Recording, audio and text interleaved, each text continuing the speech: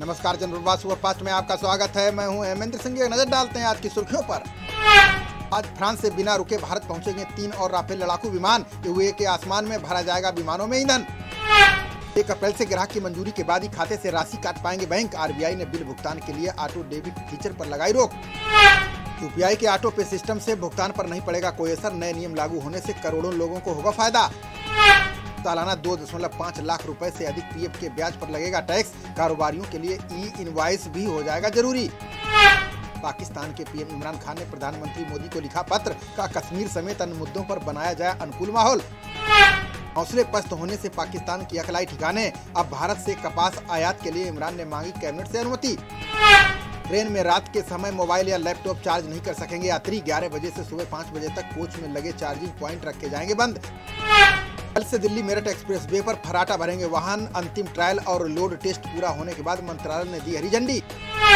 पश्चिमी यूपी की लाइफलाइन बनेगा दिल्ली मेरठ एक्सप्रेस वे। दिल्ली से 1 घंटा रह जाएगी मेरठ की दूरी। उत्तराखंड वालों को भी मिलेगी राहत। हरियाणा के 7 जिलों में आज से पारा गिरने के साथ चलेगी लू। मौसम विभाग ने अप्रैल से जून के बीच भीषण गर्मी पड़ने की दी चेतावनी।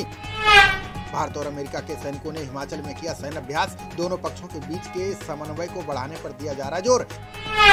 केंद्र ने कोरोना संक्रमण संबंधी स्थिति को बताया बद से बदतर। का देश भर को खतरे में डालने से बचाने के लिए ना बरते लापरवाही।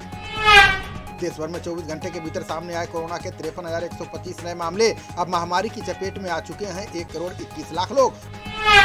WHO ने कोरोना वायरस के स्रोत पर जारी की रिपोर्ट। विशेषज्ञों ने कहा वायरस का अब तक पता नहीं चल सका है स्रोत। पाकिस्तान के शीर्ष राजनेताओं को शिकार बनाने लगा है कोरोना। इमरान खान के बाद राष्ट्रपति और रक्षा मंत्री को हुआ कोरोना संक्रमण। राष्ट्रपति रामनाथ कोविंद की एम्स में की गई बाईपास सर्जरी। सचिवालय ने राष्ट्रपति के स्वस्थ होने का जारी किया बयान। सीएम उद्धव ठाकरे की पत्नी रश्मि ठाकरे अस्पताल में कराएंगी भर्ती। कुछ दिन पहले पाई गई थी corona positive. Payment app MobiKwik से 9.9 करोड़ भारतीयों का बैंकिंग डाटा लीक। हैकर्स ने जारी किए क्रेडिट कार्ड और बैंक खाते नंबर।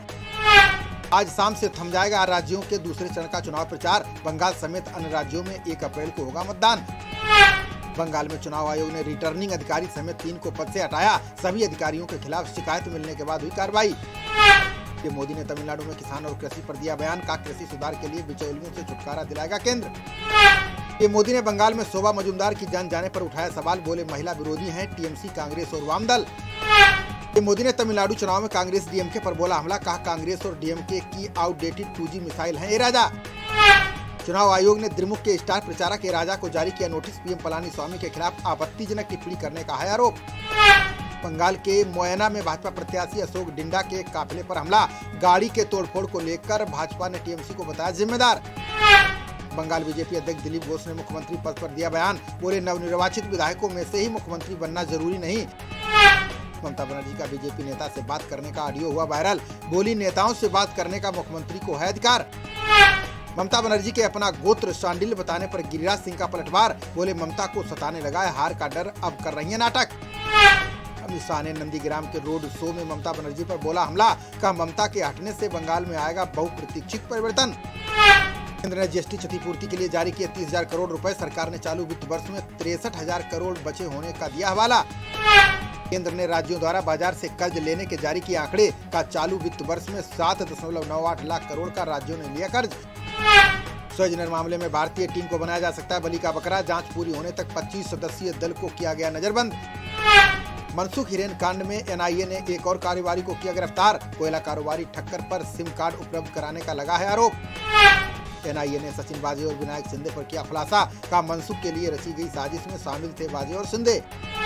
पीयूष गोयल ने इस साल सबसे कम दुर्घटनाएं होने का किया दावा। बोले रेलवे ने 168 साल के इतिहास में सबसे ज्यादा ढोया माल।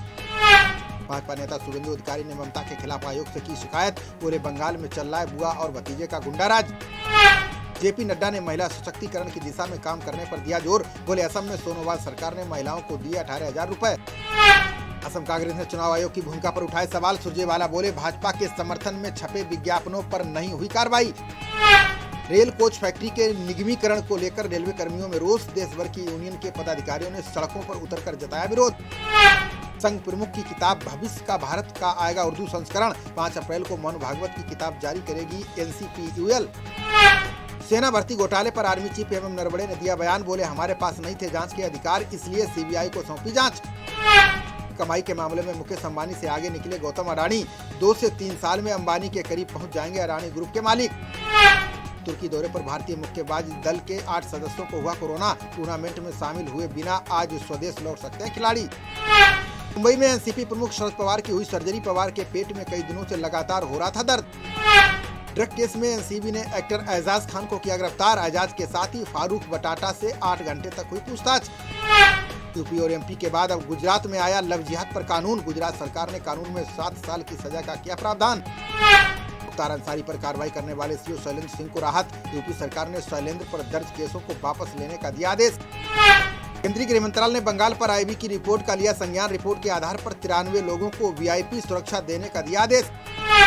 राजस्थान की जेलों में बंद कैदियों को सरकार ने दी बड़ी राहत। सीएम गहलोत ने 1200 कैदियों को जेल से छोड़ने का दिया आदेश।